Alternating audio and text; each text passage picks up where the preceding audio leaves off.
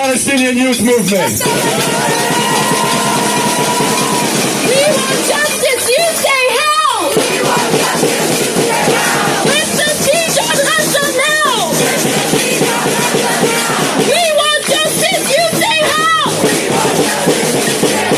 Lift the siege on Gaza now! Comrades, we're here today outside the United Nations headquarters to deliver a clear message to all UN member states.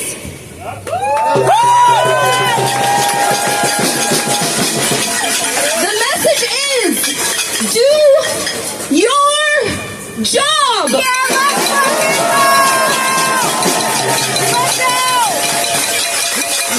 Set aside the reports and the statements and the conferences and the condemnations and take action immediately.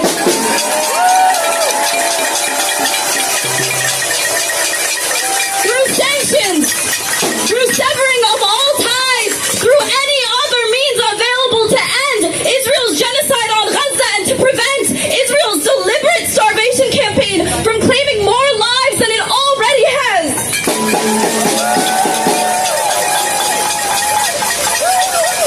Now is a critical moment as we stare down the abyss of what it means to watch millions of Palestinians go another day without food, another day without water, another day without life-saving aid. No state can afford to play it safe. No state can avoid its complicity in these deaths, just as we, the people of the world, cannot ignore our duty to protect the life that remains in Gaza.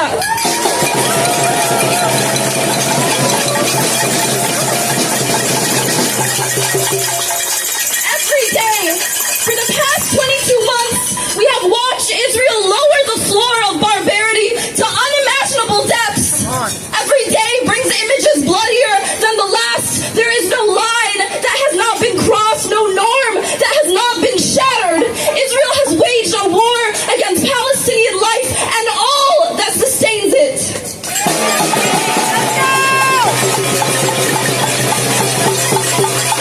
And we now find ourselves at the most deadly stage of this genocide.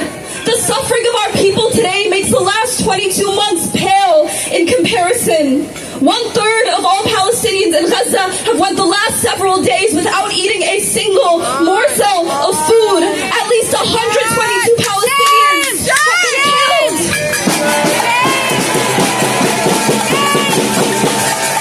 As a result of the deliberate starvation campaign, with hundreds of thousands more on the brink of death, 85% of the population in Gaza has entered the final stage of starvation, the 5th and final stage of malnutrition.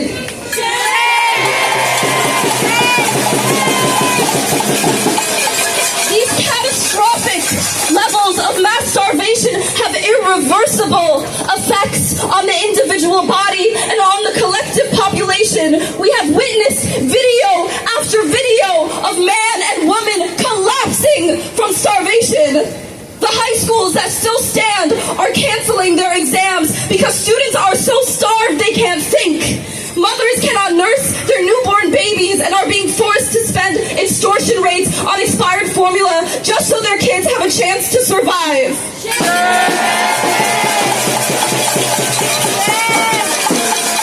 The horrific scenes we are witnessing coming out of Gaza today are a result of a months-long calculated and deliberate strategy to suffocate the people of Gaza and deprive them of any means of life.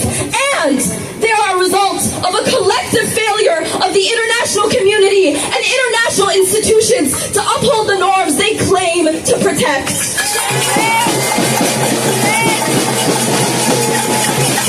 Since March of 2025, only a trickle of aid has been allowed to enter into Gaza. In complete coordination and partnership with the United States, the Zionist entity has worked to decimate all existing aid infrastructure, making it impossible for the UN to distribute urgently needed aid. And in its place, the United States and Israel have replaced the UN with a privately funded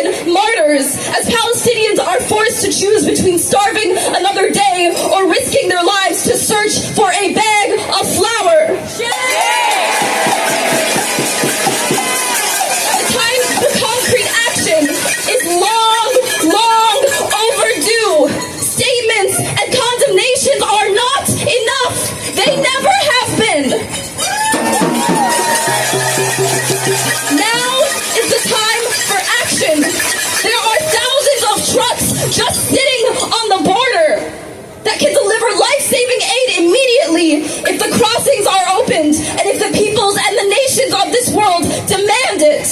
All nations of the UN have a duty and an obligation to intervene to stop the genocide and the man-made starvation in Gaza, and they must act immediately to implement the measures of the ICJ ruling to force Israel's hand. We urge the governments of the EU, the West, and the world to follow the examples of the 12 nations of the global South who actually took meaningful action against the U.S.-Israeli genocide, imposing a complete arms embargo and placing sanctions on Israel now.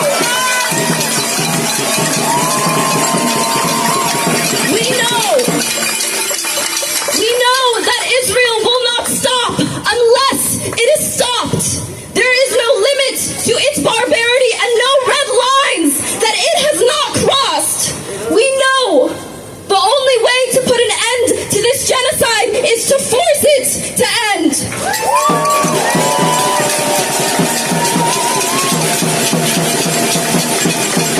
Through global action and with the popular will of our mass movements across the world, the stakes could not be higher.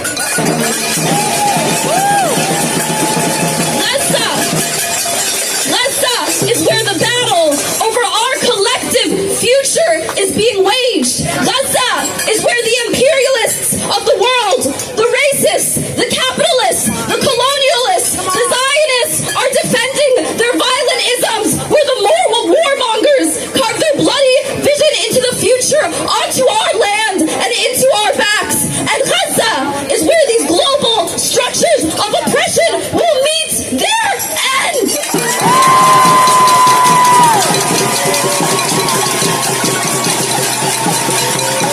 The imperialists, the colonialists, the capitalists, try as they might, will never be able to starve the Palestinians of their will to resist, of their will to live.